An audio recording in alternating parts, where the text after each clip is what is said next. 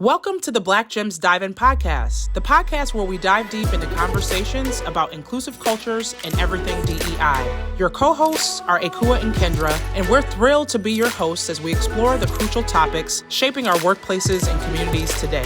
In each episode, we'll unpack insights, share stories, and engage with experts to foster a deeper understanding of how we can create more inclusive environments where everyone feels valued and empowered. Hey, Kua. Hey, Kendra. We're back for a special episode. Y'all, it's a special episode of the Black Gems Dive-In Podcast. So we're sitting on the same side That's today. usually how people know, too. Yep. Because once we're in the same chair over here, we know that, we have a guest. Yes. Right? So we have a special guest today. And today on the other side of us, on the other side of the green sofas, we have Dr. Janice Asare. How are you today? I'm wonderful. How are you both doing today? Doing great. Yes, That's we were really good. excited to have you. I'm so excited to be here. Thank you for having me of here. course. And welcome your first time in Buffalo. Yeah, yes. welcome to Buffalo. Yes. Thank you. Welcome to Buffalo. Thank you. Yes. I love it here. And what's the weather like? Because people be, they be hating on us a little bit. It's warmer than I expected. Yes. Good. Right. Yes. So we asked the weather gods to, Right. I know. put the carpet out for you. Yes, so. no snow yet. Right. Yeah. They are saying it's supposed to be early snow. Oh, I thought you were going to say like soon, like next. No. I was like, I'm not ready. I know the winters are supposed to be brutal here. They're very brutal. They are rough. People, I think, okay, so like, we have snow bans. You have to get into this. Because sometimes when it snows in the city, it really isn't that bad. It's really like the southern, right along the lake, Lake Erie. It just gets slammed. It's like a wall of snow, and it just gets, and you can see it like 7 feet, 7 feet sometimes. 7 feet. Yes, remember? Do you not remember the storm? The blizzard? Yes. No, that's listen. You're like, that's not normal. That's not normal. That's what I think of when I think of Buffalo. Right. It's like blizzard. Right. But it's not always that bad. I need to always highlight that. You don't live in the band.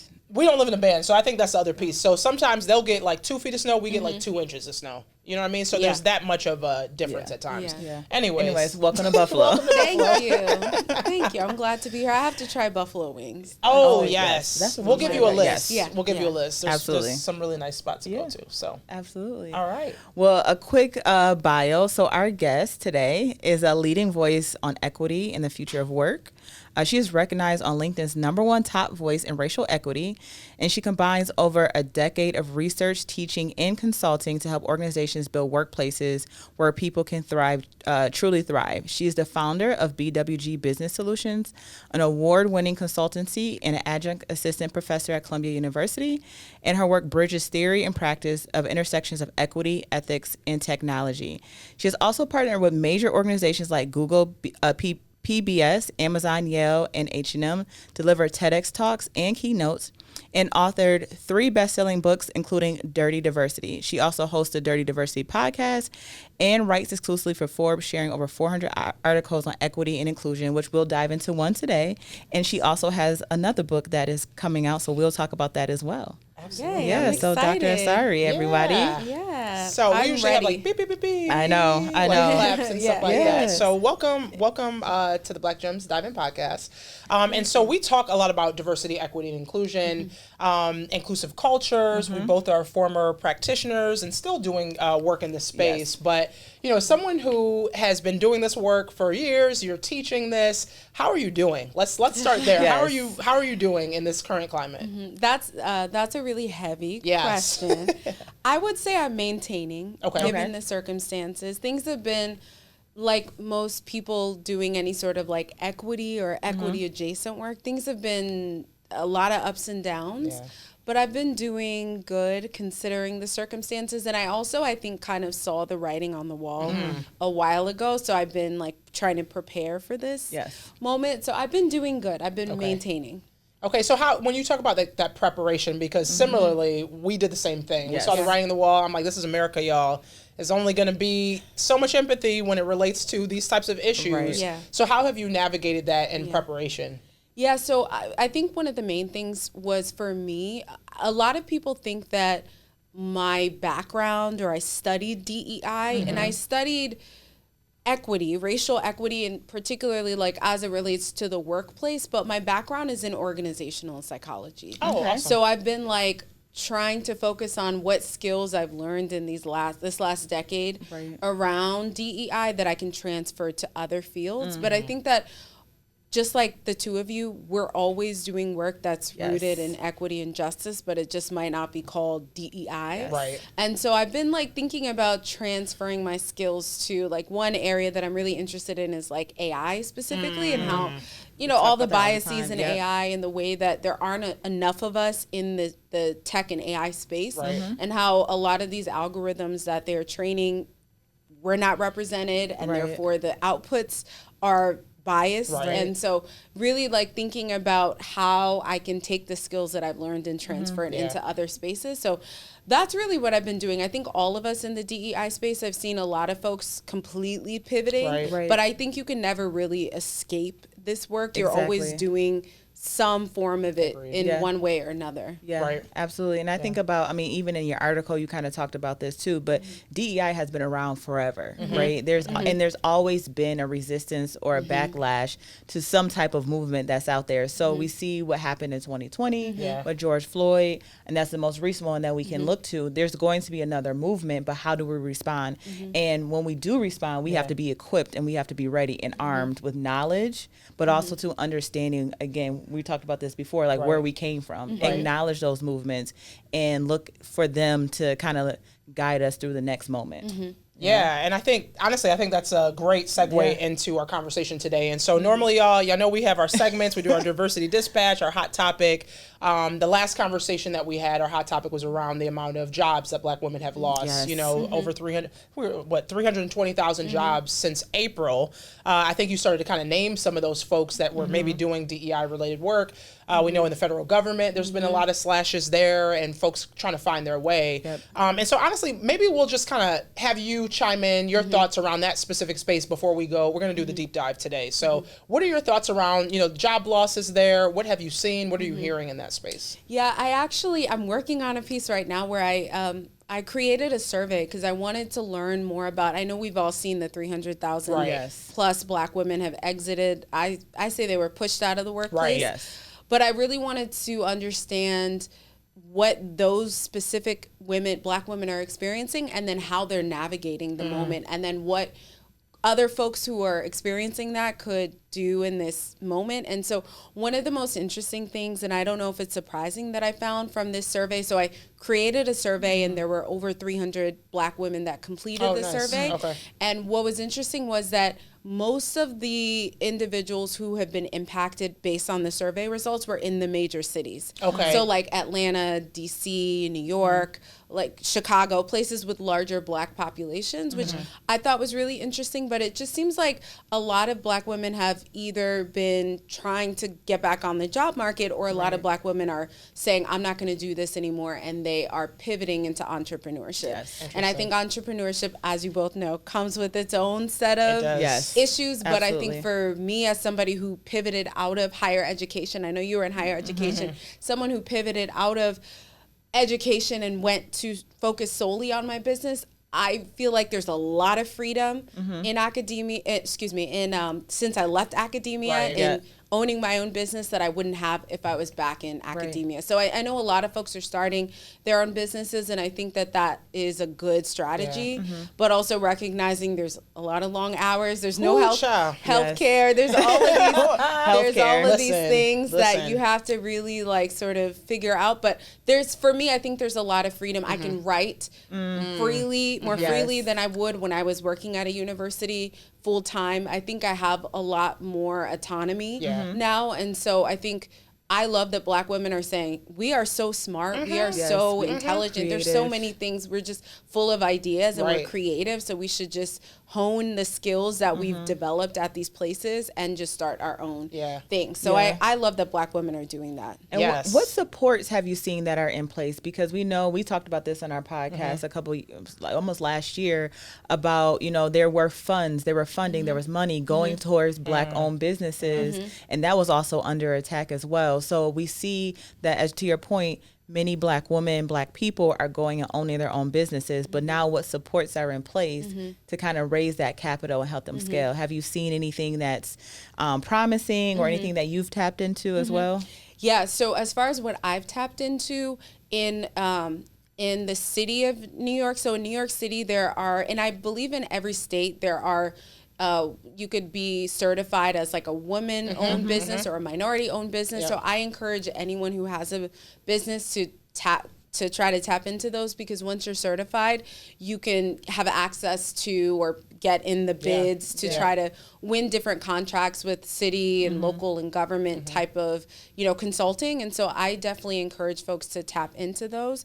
But like you said, a lot of those, like we all saw what happened with the Fearless Fund, and a lot of like specific funds that were designated for, I even saw I forget what city this was in, but there was a specific fund for Black expectant mothers. Oh, wow. And they removed, or it was being challenged in court as being racist because there was a fund going to specifically Black expectant mothers. So we're seeing all those types of funds disappearing. And so I would say, outside of tapping into the local and state certifications, I would definitely say that folks need to look at just the more general, right? Because I think, and one of the things I'll talk about a little bit later on is like how a lot of organizations that are awarding grants can't specifically say this is for Black women. So the language that they use is very inclusive. And so I think that to still look out for those, because they are available. They're just not saying, hey, this is for Black women. So I encourage business owners to like tap into those resources that are available, to look into those. And then also like your network. I see a lot of things on LinkedIn, right? As far as I know that, what is her name? There's someone who she was, that she did DEI work at Google. She left Google, and I think she was a DEI officer at the Grammys. And then she came back to, I think you both know who I'm talking about. I feel like I do know who you're talking about. Like her name is floated at some point. I'm forgetting her name, but she had a fund or something that, she had some sort of group or network where she was trying to provide resources for Black women. So I'm seeing those types of things pop up. I see them a lot on LinkedIn that people are resharing. So I think just like leaning into your network and looking at what other folks are sharing and tapping into those for sure, because there are things that are available, right? But it's just, we have to be more discreet with how we're advertising it. There is Elaine Welteroth, who was the former editor at Teen Vogue. She created I believe it's a nonprofit organization that provides midwives for women, and it seems like it was specifically for Black women because we know about all the issues with Black maternal health and mortality, but she can't label it as like Black women specifically, so it's for women. But I think that that's a resource that I'm assuming maybe a lot of the people that are being awarded with this are Black women or women from other excluded populations. And so I think it's important that we understand that even though it's something might not be labeled as for Black women specifically, there are still resources that are available. I'm just thinking, we're working with a client right now who they had a DEI specific role that they were hiring for, and we just switched it to social impact, right? And so it's just finding these, it's a reframing that's happening across all areas. But to your point, there are still resources out there. We're MWBE certified, New York State, and I'm in the process of doing DBE, which is the federal designation. And so to your point, they have to spend with us, right? Like 20%. And, right. So there's some that are like 20 and 30%, depending on what those requirements are for it. But people have a hard time finding DBEs, right? And so we in New York State, we're not as worried about that changing, but on a national scene, it is changing, right? It's shifting for sure. Yeah, so that's something that I believe every state, but I don't know like to the extent, but so every state, even in red states, that's something that being woman certified or minority and woman certified, those are resources that are available. Right. But I think if you're in a place like New York, there are more of those that are available. Exactly. So I definitely think tapping into those, and even I've seen people starting businesses in states where they don't necessarily live to access those resources. So that might be something that you want to look into, because I know Delaware has a lot of benefits to starting a business there. So I know some people who've started businesses there. So I think like also looking at maybe outside of your state, if you're in an area where there aren't as many opportunities, looking outside of the area or the state where you are. To be creative. Yeah. Very much so. And I think, the other thing I would just kind of throw out there too for folks is teaming up together, because there's a lot of larger contracts that are out there that are requiring like MWBE. So find one and say, hey, I saw this RFP. I want to kind of team up and go after work that way as well, to deepen your bench. Yeah. And I think folks have to, which I've seen a lot of folks branching out because there isn't a lot, like DEI work isn't in abundance. Right. But there's always going to be a need to make sure that different people feel a sense of equity and there's fairness in the workplace. It's just not going to be called DEI. So I think even expanding what you're looking for those who are looking for internal DEI roles, look outside of like talent acquisition. I feel like there's always opportunities. Organizational development, culture work is big too. Yes. Definitely seeing those shifts. But hang in there, y'all, because the work is necessary and it has to continue. And it's not going away. Yeah. Right. It's not. It's always going to be there. To your point, it's nestled under something else. Right. Or, in the work that I do in leadership development, in my role, I work at an organization where we use the community as our classroom. And so there's a lot of equity work that's happening in that. There's a lot of conversations being had about inclusivity, talking about leveling the playing field across our region. And so the work is still there. It is. I've held several DEI titles. I don't have a DEI title, but I'm still doing the work. Yeah. So, and people, interestingly enough, we've had more inquiries lately for folks coming back to the work now. So we've had, probably in the past like 2 weeks, 3 organizations reaching out separately on trying to get back into the space somehow. So, stuff is out there. It's just not in abundance, right? Because we know after 2020, everybody was trying to do this work. And, since then, it's obviously shifted. And I feel like a lot of it was performative. So it's actually good to see now who is actually serious about the work, and those boomerang clients that are coming back are many of the ones that maybe who knows, maybe they weren't serious about it, and then they realize, wait, we're not going to be sustainable if we don't really focus on this. Exactly. Especially if you're just interfacing with the public, even, right? Like you can't just go out there and do the same thing that you used to. So excited to see that. Well, we're going to shift a little bit and go into our deep dive today. And so when we first initially met, I asked you about your last name, right? Asare, because I noticed immediately it was a Ghanaian name. And obviously I have Ghanaian roots. My dad is from Ghana. And lately, I've been having a lot of conversations with people around the symbol of Sankofa, right? And so Sankofa, for folks that don't know, it's a bird that has its head looking back, and the meaning is go back and fetch it, right? And so we have to go back and fetch it in order to know where we need to go moving forward, right? So the bird is kind of moving, like it's walking forward, but the head's turning backwards to see where we've been. And so when I think about this work in this timing right now, because we know there's a lot of things that are happening, the current administration has challenged DEI work. It's under attack. People are losing jobs. There's this notion of what this equity work is. And I think, for us, and especially lately, I've been going back to look back to our ancestors in the past. This is not new. You know what I mean? Project 2025, we know comes from the Southern Strategy, right? There was a strategy beforehand that had like structural ways to really dismantle the Southern Manifesto. Southern Manifesto, Southern Strategy, structural ways to dismantle any forward progression that was happening for folks that look like us. And so as we think about, you have a new book that's coming out, and that is Rise and Resist, How to Reclaim Workplace Equity and Justice. you talk about going back, right? And looking back at the past in order to know where we're going forward. So kind of want to get some sense on the book, but then we also pulled an article that you wrote for Forbes called The History of Diversity Resistance in America. And so we know that the current legislation is attacking things that are happening, but this isn't new, right? This has happened in the past. So can you just give us a little bit of breakdown about, you know, that article specifically and then your book as well?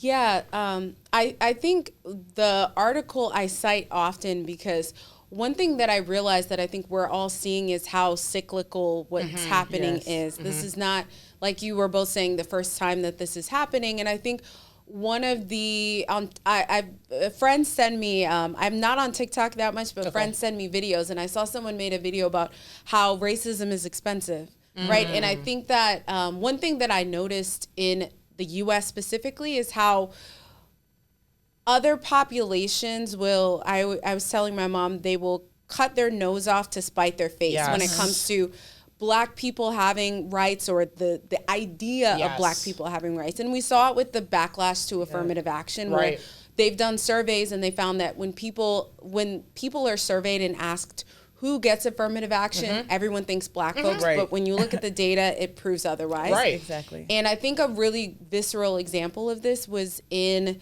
1865 when the last of the enslaved people found out that they were free. And so we saw Abraham Lincoln signed the Emancipation Proclamation in 1863, and then the last of the enslaved people found out. That same year, the KKK was formed, right? So when there's seemingly any Black progress, there's always this sort of like white lash.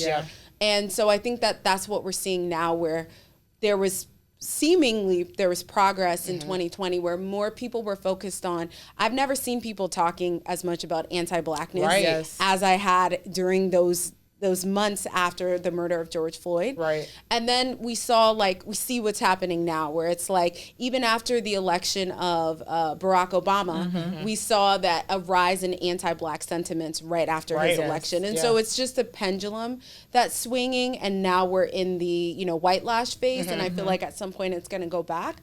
But I wrote this book, Rise and Resist, because I felt like I read a lot of anything related to DEI or workplace DEI. I'm always interested in learning and reading. And what I noticed was that there's a lot of books, especially after 2020, on frameworks that folks have developed and strategies to navigate diversity, equity, and inclusion in the workplace. But when I started doing my own research, I realized how important it is, like you said, the Sankofa, to go back and think about, like, this isn't a new occurrence. So how did the people who endured much more egregious and serious situations navigate that? And how can we take what they've sort of endured and gone through and use it in this particular moment? So someone like Ida B. Wells and how she created this book called A Red Record, where she was she used statistics and she was highlighting all of the lynchings that were taking place in the country, in different areas of the country. And, how can we take those sorts of lessons? I think one of the most important lessons that I see from folks from the past is like Bayard Rustin, who was like Martin Luther King Jr.'s right-hand man. He was instrumental in creating the March on Washington, but a lot of people don't know him. They don't know his name. He was doing what could be considered now DEI work, but he was doing it discreetly, right? And so I think we can take a lesson from so many people of like how to be discreet in what we're doing, because we're not in a time where we can shout from the rooftops that this is what we're doing. And so I really thought it was important to go back and look at what can we learn from someone like Kwame Nkrumah, right? And how he helped Ghana become the first African nation to be liberated. Like, what are the things that we can learn from all of these people that came before us? And so it was actually really inspiring to write the book, because there were so many people that I knew about, but as I was doing the research, I'm like, oh wow, this is like Georgia Gilmore is someone that I didn't know a lot about. She was a Black woman who she was baking items and selling them to raise money during the Montgomery bus boycotts. Oh wow. Okay. Right, to support the people who were boycotting. She was putting money toward them to support, people taking alternative means of transportation to support the boycott, right? Okay. She didn't play what some people might see as a prominent role, but she played, it was very instrumental. And so I think like what I learned through the book is that each of us can support justice and equity in different ways. It might not look like protesting. Right. It might not look like, what we think it does, but there's so many ways that we can use our wealth and our money to support people and support causes that will help to elevate equity and justice. And so that's what I really wanted to think about is like, how can we use the idea of Sankofa and looking back and what can we learn from those who already came before us, who've already done this, and how can we take the lessons that they've learned, that they've taught us, and what can we learn in this moment? Right. I love that, and that's super powerful. And I know, a couple of times you use the word white lash, which I know for some people is jarring, right? Some people may say like, "What is this?" Well, you define it in the article, and so I'd love for you to elaborate on that, what that looks like. But community is really important, especially when we're talking about movements. Everyone doesn't have to have this prominent role, but we're moving forward together. And what we see sometimes in this day and age is, people are jockeying for who's carrying the message. A lot of times the conversation turns into sometimes a classism conversation and say, oh, you may be better than me or whatever. And it's like, no, we're collectively coming together. Right. So I have seen that shift. Have you seen anything in some of your research where there has been some divisiveness? How do we pull people together, especially now in the age of social media, in the age of, again, I just need a 20-second soundbite or whatever the case may be. What does community look like now in 2025? And then also, too, can you elaborate on white lash and that meaning as well? I think the first time I heard the term white lash was in Carol Anderson's book, White Rage. Yeah. And so in the book, Carol Anderson really went into detail about all of the times within this country's short history that there has been any sort of progress for non-white people, specifically Black people. She gave a lot of examples. One of the examples she used in the book, which I always think about, is how the states that were the staunchest advocates for enslavement, that wanted to keep Black people enslaved. When you look now at, and they were anti-integration, when you look now at their school achievement, they are at the bottom of the list. And so it's really interesting how anti-integration they were, as if integration was doing Black people a favor, when in actuality, integration helped white people as well. And so Derek Bell is somebody that I talked about in the book, but he was a Harvard professor. He was like one of the architects of critical race theory. But he was a Harvard professor who he was always protesting. He used his position. He actually left Harvard and said, I'm not coming back until you make a Black woman tenured. Right? And so he used his position, and he talked about one thing that was really interesting. He talked about this idea of, and I'm forgetting the term that he used, but there's a concept that he talked about, how he said that there's never going to be any progress for non-white people unless it benefits the white majority, right? And so unless white people see or feel like this will somehow benefit them too, there will not be any sort of interest convergence was the concept. And so I think about that a lot. And so when I think about white lash, I think about how Bell said that there's never going to be any sort of progress, right? So when we look at this country, the only times we've seen progress during the civil rights era, for example, is when the country wanted to appear as if they didn't want to look bad on the global stage. So they didn't want people talking about how badly they treated Black people. So you saw slowly there was some progress being made. And so I think that when I think about white lash, I always go back to that, and how that idea of how racism is expensive and racism also hurts white people. And so to the other question that you asked about collective community. One thing that I think is important that we emphasize is how we are all fighting against the same enemy, right? Whether you are a poor white person or a Black person or a, whatever sort of marginalized identity you hold, we are all going to be marginalized at some point. Whether you are maybe a young white person, at some point you're going to be elderly. tomorrow you could wake up and be disabled. Like there's so many, marginalized identities that we could hold. And it's important that we recognize that whiteness as a system harms white people too. Right. And it's not just it's a Black people thing. And I don't think folks really understand and realize that. And in my third book, Decentering Whiteness in the Workplace, I talked about that, how like whiteness harms white people too. But I don't think we're at the point where white people understand that whiteness harms them. I think so many people, even those who aren't white, cling on to and try to get some sort of proximity to whiteness because they think it's going to save them, when in actuality it's harming all of us in different ways. So I think that is something that is important for us all to understand. And I think understanding that would help us to build community, because we're all fighting against the same enemy. Yeah, absolutely. And it makes me think, talking about history, right? And so in our backyards, the Niagara movement started here. It was William Trotter, I believe, who was the head of that. I'm not familiar with the Niagara movement. So the Niagara movement is actually what started the NAACP. Oh, yes. And so in our backyard, Niagara Falls, they basically were coming together. It was all men to start, of course. William Trotter was a man who was opposed. I mean, it got to a place where it was opposing W.E.B. Du Bois, right? And so Du Bois, we know, started NAACP, but they changed it to allow a multiracial coalition, but they also allowed women to get involved as well. And so there were a lot of thoughts around, like, what should be the path for Black folks. So when you talk about some of those, like, challenges in movements and movement building, that was one of them, right? And so we don't know about the Niagara movement because it no longer exists, but we do know about NAACP because it still exists today, and it allowed more folks to kind of get involved in it. And so when I think about, how we move forward, thinking about allyship, and we've talked about this extensively in all of our work. We always think about, needing white folks to get involved so they recognize their harm. I think, we can look at our Latinx brothers and sisters as well, especially now when we think about what's happening in their communities, right? ICE is going in there, they're destabilizing communities. Folks are scared to go to work and, go to school even.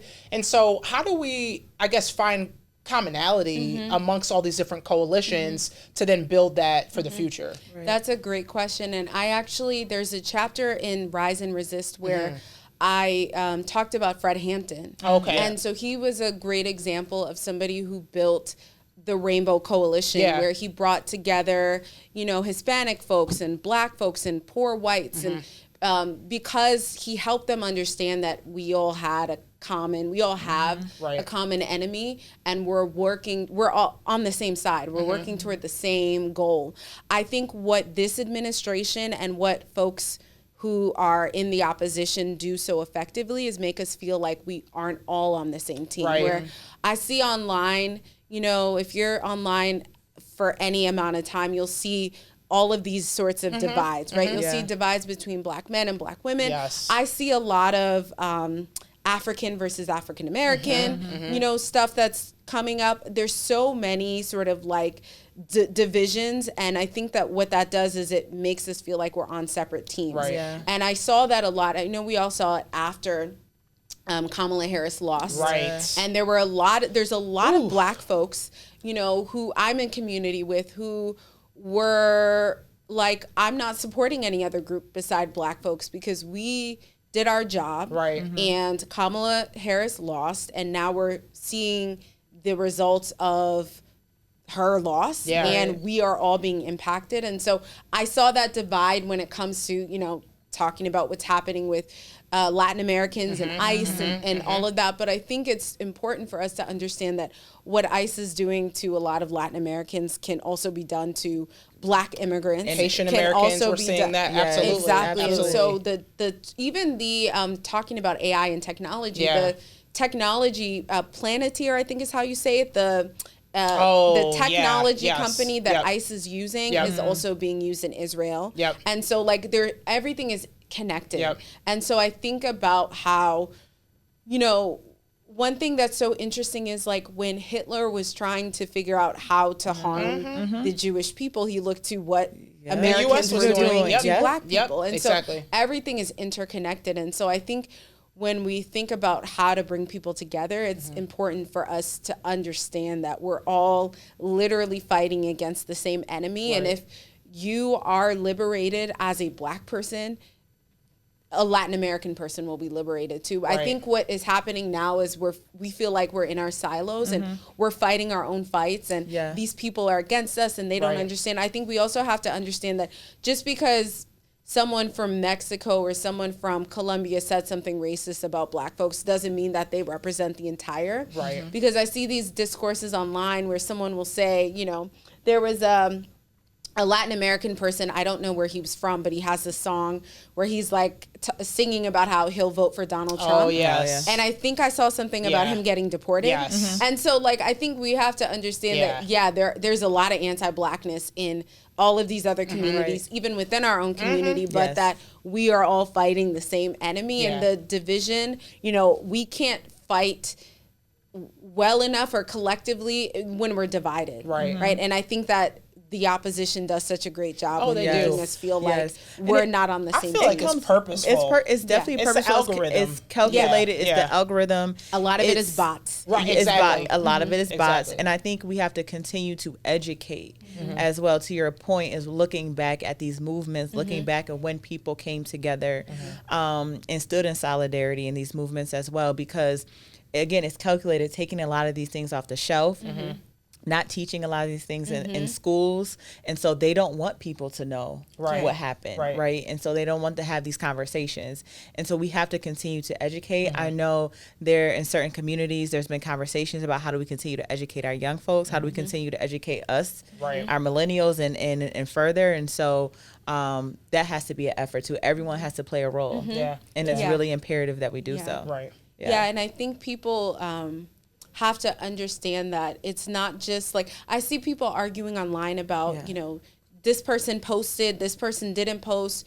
You know, posting is not the only way to, and I would argue, is posting really active? I think that's a whole conversation there. Yeah. But I think, you know, someone might donate to a mutual aid fund, but they don't post about it, right? But, you know, so I think we have to understand what you just said, is that we all have different roles to play. And for me, I think I recognize that I really love and enjoy writing. And so writing is my form of resistance. But for someone else, it could be education, or it could be baking goods for a specific cause. It could be, there's so many ways that we can resist. Resistance doesn't just look one way, and there isn't a one size fits all. But I think the only blueprint we need is to look at what people before us did. Because I think about all that, like someone like Malcolm X or Martin Luther King Jr., like all that someone like that endured, even, you know, like Rosa Parks or Claudette Cole, like these people, the circumstances and the society that they were living in is so much, they didn't have social media. So I'm like, the fact that we have social media and we can record something, the fact that that young girl, and I'm forgetting her name, she was a high school student, I believe, who recorded the video of George Floyd that changed the world. Like, we have so much power now. And so while there's a lot of things that make me feel sad and defeated, it also makes me feel excited to think about Black resistance throughout history and how resilient Black people have been, and how all we need to do is look back at what they had done and follow a lot of what, you know, they have shown us. And I think that leads us kind of to, you know, we always do our last segment where we do a gem of the day. So just kind of putting that out there for you to think about. But I also think about Afrofuturism, right? And so that's one of my favorite genres. I'm always, you know, Wakanda, all of us were in that heavy.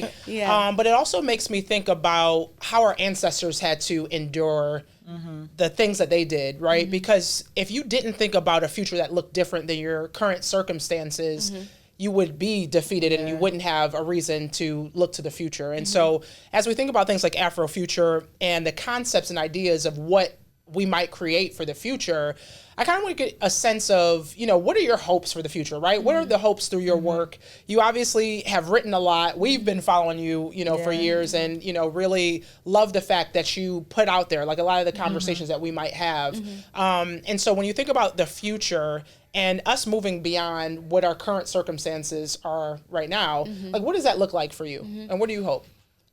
I hope to see a world where we are less reliant. I know it's hard to say we're not going to be completely reliant, but I hope to see a world where we are less reliant on white systems, right? And we've created our own, and we support each other, and we're in community with each other. And so that's what I would love to see, because I love to see like what's happening with the Target boycott, and how so many Black people have come together and said, we're not going to shop at Target. And I think that even what we saw with, and that wasn't just Black people specifically, but just the power in saying you're not going to, our refusal, is really powerful. And what happened with Jimmy Kimmel, people said, we want him back on the air. People boycotted and they put him back on the air. So I think that just shows how powerful we are collectively, but we have to really tap into that, and we have to recognize the power that we have.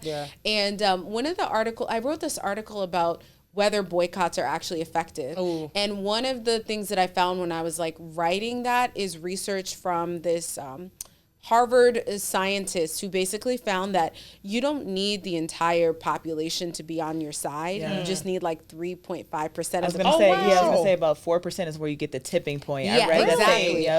Everyone doesn't need to come along, right? Everyone is never going to be on board, right, with anything, but you just need, even, what we're seeing with the Target boycott, it's not every Black person who's boycotting, but there's enough people who are boycotting where it's making an impact. And so I just imagine a world where we are less reliant on white systems, where we are less focused on whiteness and white people and white structures, and more focused on ourselves and each other and pouring into each other. And there's more, there's more Black joy that we're creating. One of the people I mentioned in Rise and Resist is Claudia Jones, who is the woman who, she kind of spearheaded what is now like the carnival in that takes place in the UK. There's a big annual Caribbean carnival. So she's like she created this celebration of Caribbean culture, and it turned into, the Notting Hill festival that takes place. And so I think seeing more of those where we're less focused on what white people are doing, what they're saying, all of this, we're focused on us, each other. So I hope for that in the future. Yeah. Love that. The running joke is the world is on fire, but we still doing boots on the ground. Exactly. Right now, we have some big news right now. We have some terrible breaking news coming. We have some really big news tonight. And we have another terrible breaking news up. We have some scary news. We have some big news right now. We have some big news right now. We have some terrible breaking news coming. We have some really big news tonight. And we have another terrible breaking news up. We have some scary news. We have some big... That meme or that GIF or that meme where the world is on fire and Black women were sipping our tea and our coffee. That's what I love. We are literally not going to continue to save people because we're saving ourselves. So I envision that in the future. I love that. And I think, because there's a lot of folks even who are saying, and I think you said it too, right? Like there are things that are impacting us all, and we have to obviously be aware of them. But at the same time, folks rely on us to always save the day or put the weight on our shoulders every single time. And I mean, when you've lost that many jobs and when you're, finding yourself in the perils of the economy and, inflation and things that are happening, you got to save yourself, right? Like at the end of the day, you got to save yourself. Put your air on first. You know how they say on the plane or whatever. So, all right. Well, our gem of the day. This is our last segment, so we'll let you go last. And I think I went last time. Okay, cool. So always looks. It's your turn. Okay, so I don't know why I'm never always ready for our gem of the day, but or never ready for the gem of the day. But in our conversation, one thing that I kept hearing is resistance, and not resilience, but resistance. Yeah. And so in my mind, I kept thinking about like resistance is ... right? And so resistance is joy. Resistance is love. Resistance is education. Right. Resistance is community. And so, no matter what you find in that, you are resisting these models or these societal norms of whiteness and centering whiteness. And so we have to find our own version of resistance and keep pushing forth to that. And so sip your tea, do boots on the ground, find joy, come together collectively as a community. And that's something that I always have to think about for myself and center in my life, because we can doom scroll all day. Right.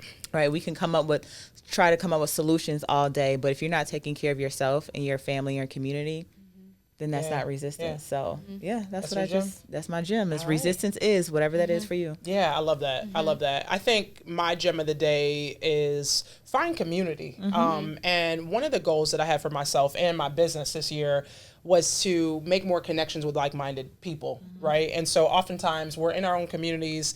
We know Buffalo's only so big. Getting ideas from outside of our area only helps us kind of push new ideas in our own community. And so I am midway through this program that I started with New Majority Capital. And so it's a foundation that is assisting Black and brown folks how to acquire businesses. And so I'm looking at it from a standpoint of a roll up into my business, but they're talking about like the graying of America, the silver tsunami, where all these folks who are older, who have had businesses, maybe their kids don't want them, right? Their kids are doing their own thing, and now they're selling their businesses off. And so you see a lot of private equity that are purchasing, these businesses and just kind of like, squeezing them till they dry and then selling them after that. But this specific foundation is working with Black and brown folks to help us through the process of buying businesses, right? And so there's about 38 of us in this cohort. I go to Detroit once a month for that, which is beautiful. They have all types of resources and, just ways to connect you with other folks. But when I tell you these 38 individuals, we all have connected in a strong way. And they give me a different sense of folks doing this type of work outside of our community, right? And so there's folks, we're going to CBC to do a live podcast tomorrow. And we're already talking about some meetups and connections there. And so for me, I think it just gives me that extra battery in my back that there's other individuals who are doing this work, who you can get ideas from and say, hey, let me give you this resource, or I'm going to connect you to this person.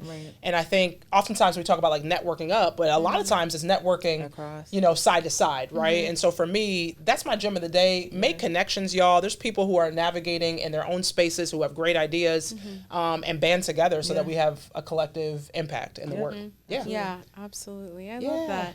I love both of those gems. I think for me, my gem is that there's different ways we can each resist. I think resistance doesn't have to look one specific way. If you're not somebody who goes out to protest, or you're not somebody who feels comfortable posting on social media, there's so many different ways to resist, right? And I think what I love about the Georgia Gilmore story, she baked. Yes. She loved to bake. She baked, sold what she baked, used that money to, support the Montgomery bus boycott. And so there's so many different ways that we can resist. And it's important that we think about what are my gifts specifically, and how can I use these gifts to resist. So I just think that's an important point. Yeah, absolutely love that. So how can folks find you? Where do they find you? Obviously, we follow you on LinkedIn, but where do folks find you? I'm on LinkedIn a lot. LinkedIn is the least sort of annoying and problematic social media to me. I'm on Instagram as well, but I feel like Instagram, Meta, Zuck, it's a little. So, but LinkedIn, I'm on LinkedIn the most, but I'm on Instagram as well. If you just type in Janice Gassam Asare, I'll be there. Awesome, and we'll link your LinkedIn to folks so that they can access that. But we appreciate you. Thank you so much for coming on and chatting with us. Yes, looking forward to staying in touch for sure. Thank you so much, Kua and Kendra. Yes. Thank you. So it's another episode, y'all. Yes, another episode of Black Gems Dive In. We're gonna see y'all next time. Tomorrow. Peace.